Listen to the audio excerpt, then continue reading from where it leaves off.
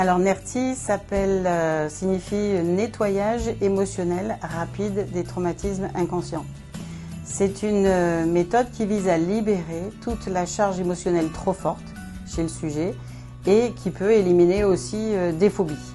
Donc j'agis sur une partie du cerveau où se loge l'instinct de survie. Donc cette partie-là du cerveau n'a pas d'amis, pas de famille, pas de langage. Son seul intérêt, c'est je meurs pas. Donc effectivement, tout choc psychologique que l'on peut vivre inscrit une mémoire dans le corps et un trauma.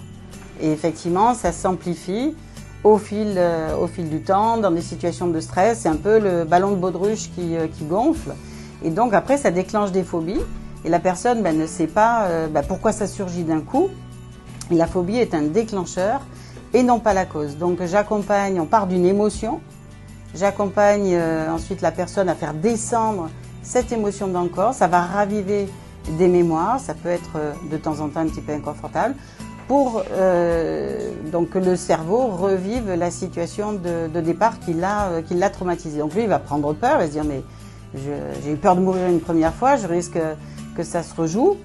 Mais en fait pas du tout, parce que la personne commente ses symptômes et puis moi j'ai un discours approprié qui la rassure. Ce qui fait que du coup il s'apaise et il élimine tous les fichiers qui lui servent plus à rien.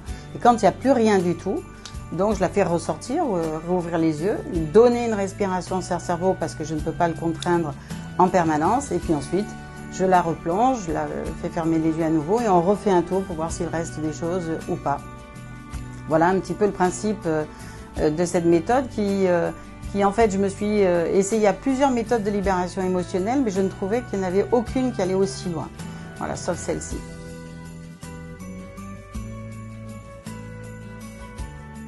Oui, alors j'ai eu une patiente qui est venue me voir un jour parce qu'elle avait un problème de tri chez elle. Elle avait une pièce complètement encombrée et elle voulait créer la chambre de son petit-fils. Elle n'y arrivait pas, ça la mettait dans des états de panique dès lors qu'elle voulait vider des choses, trier, etc.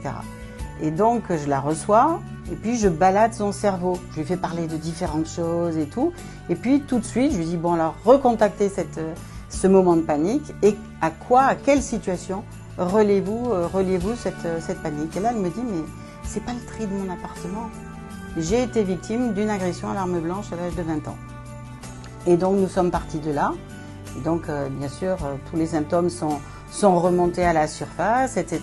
Et puis, quand je l'ai revue 15 jours après, elle avait enclenché le rangement de sa maison.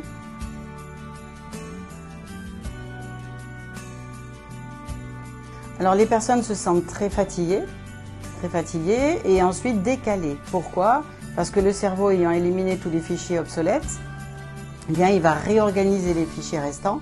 Et ce qui fait que c'est comme si c'était une défragmentation d'ordinateur. Quand on lance une défragmentation d'ordinateur, l'ordinateur est ralenti, on ne peut pas s'en servir.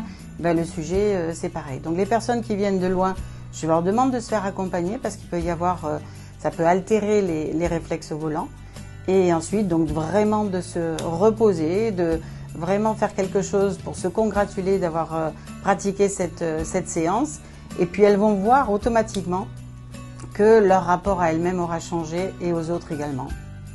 Je suis votre allié et tous ces outils de coach sont à votre disposition pour enfin devenir vous-même.